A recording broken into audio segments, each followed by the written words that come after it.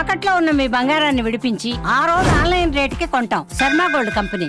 నమస్కారం, సుమన్ టీవీకి స్వాగతం. నేను మానస.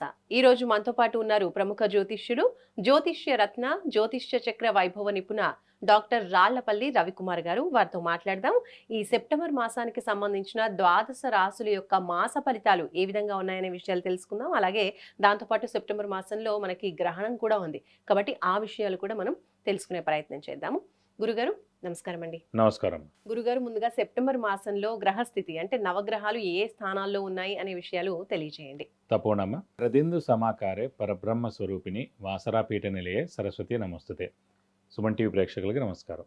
ద్వాదశ రాశుల్లో నవగ్రహాలు సెప్టెంబర్ నెలలో ఎక్కడున్నాయో ఇప్పుడు తెలుసుకుందాం. ముఖ్యంగా శని వచ్చేసి మనకి మీన రాశిలో ఉన్నారు, రాహు వచ్చేసి మనకి కుంభరాశిలో ఉన్నారు, అలాగే కేతు వచ్చేసి మనకి సింహరాశిలో ఉన్నారు, గురువు మనకి మిథున రాశిలో ఉన్నారు, అలాగే శుక్రుడు కూడా మనకి సింహరాశిలో ఉన్నారు. శుక్రుడు వచ్చేసి మనకి 15/9/2025 నుంచి శుక్రుడు మనకి సింహరాశిలోకి వస్తున్నాడు. అలాగే బుధుడు కూడా మనకి 15/9/2025 నుంచి శుక్రుడు ఉచ్చస్థానమైన కన్యారాశిలోకి వస్తున్నాడు. అలాగే తులారాశిలో మటుకు కుజుడు ఈ నెలల్లో ఉంటాడండి. ఇది కాకుండా గ్రహణం కూడా ఉంది మనకి ఈ మాసంలో.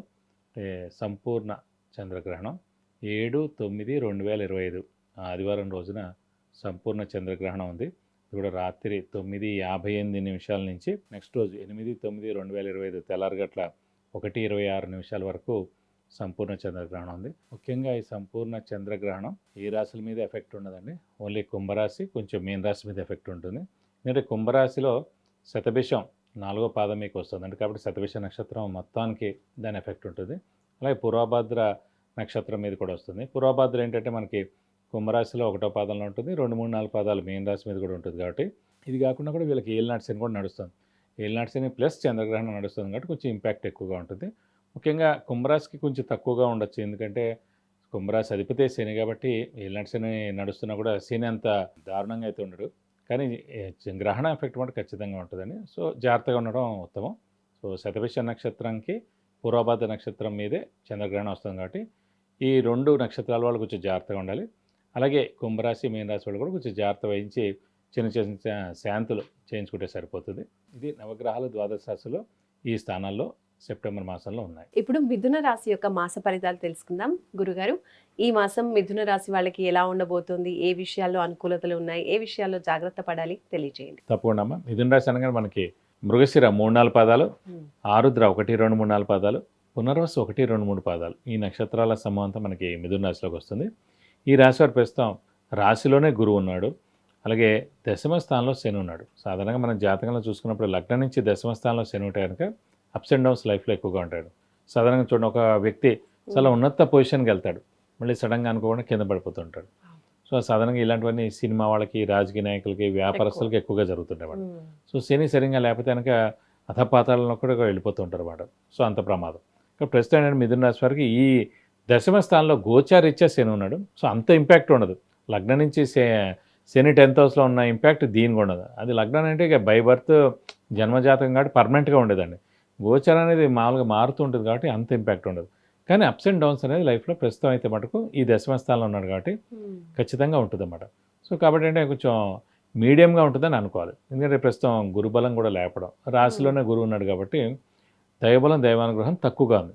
సో బాగా కష్టపడితే కానీ పనులు జరగకపోవడం, శ్రమ, కాలం, ధనం వ్యర్థం అవడం, అవసరానికి డబ్బులు సమకూరకపోవడం, రావాల్సిన బాకీలు ఆలస్యంగా రావడం, షూరిటీ స్పెక్యులేషన్స్ లాంటివి కలిసి రావండి. షూరిటీస్ జోలికి వెళ్ళకపోతే ఉత్తమం, స్పెక్యులేషన్స్ కూడా వెళ్ళకపోతే ఉత్తమం.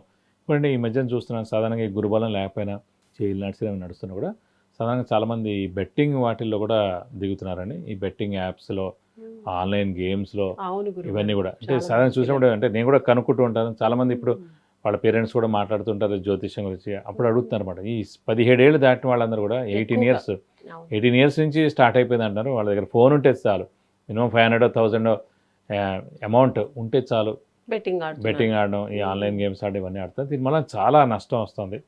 కాబట్టి చాలా జాగ్రత్తగా ఉండాలి. అంటే మనం కేర్ తీసుకోవాలి. అంటే ప్రస్తుతం ఏంటంటే తల్లిదండ్రులు కూడా ఎవరికైనా ఏలినాటి శని నడుస్తున్నా, అర్ధాష్టమ శని నడుస్తున్నా, అష్టమ శని నడుస్తున్నా కూడా, సో గురుబలం లేకపోయినా కూడా కొంచెం జాగ్రత్తగా వాళ్ళ పిల్లల్ని వాచ్ చేస్తూ ఉండాలి. అంటే ఏం చేస్తున్నారు అనేది గమనించకపోతే అంటే అది పెద్ద ప్రమాదం అయిపోయి, అది చాలా గొడవలు అయిపోయి, అదేదో సూసైడ్ దాకా వెళ్ళిపోయి అలా చనిపోవడం చనిపోవడం. చంపడం ఇలాంటివి చేస్తున్నారు. చనిపోవడం, చంపడం ఇలాంటివన్నీ కూడా జరుగుతాయి అన్నమాట. కాబట్టి ఏంటంటే మనం కొంచెం జాగ్రత్తగా చూస్తే కనుక మంచిది. ఇప్పుడు ప్రస్తుతం వీళ్ళకి గురుబలం లేదు కాబట్టి ఆర్థికంగా మిశ్రమంగా ఉంటుంది. మరి ఉద్యోగస్తులకు ఎలా ఉంటుందండి మిథున రాశి వారికి? మిథున రాశి వారికి ఉద్యోగస్తులకి ఏంటంటే ప్రస్తుతం దశమ స్థానంలోనే శని ఉండడం చేత ప్రస్తుతం వాళ్ళు ఉన్న జాబ్లో వాళ్ళు ఉండడం బెస్ట్. కొత్త జాబ్ ఏం వెతుక్కోకపోవడం ఉత్తమం. ఎందుకంటే కొత్త జాబ్కి వెళ్ళినా కూడా మళ్ళీ చిన్న చిన్న ఇబ్బందులు ఉంటాయి. ప్రస్తుతం ఎందులో అయితే ఉన్నారో అదే ఉద్యోగంలో కంటిన్యూ చేయడం బెస్ట్. నెక్స్ట్ ఏడాది ఎలాగో గురుబలం వస్తుంది కాబట్టి ఆ నెక్స్ట్ ఏడాది మే తర్వాత వారికి మంచి ఉద్యోగం వచ్చేందుకు అవకాశాలు ఎక్కువగా ఉన్నాయి. విద్యార్థుల పరిస్థితి ఎలా ఉందంటారు? విద్యార్థులు కూడా మిశ్రమంగా ఉందని చెప్పాలి. ఎందుకంటే విద్యార్థులకు మెయిన్గా బుధుడు చాలా బాగుండాలి, అలాగే గురువు చాలా బాగుండాలి. బుధుడు అనేవాడు ప్రస్తుతం మారుతూ ఉంటాడు కాబట్టి ప్రతి 20 రోజులకి.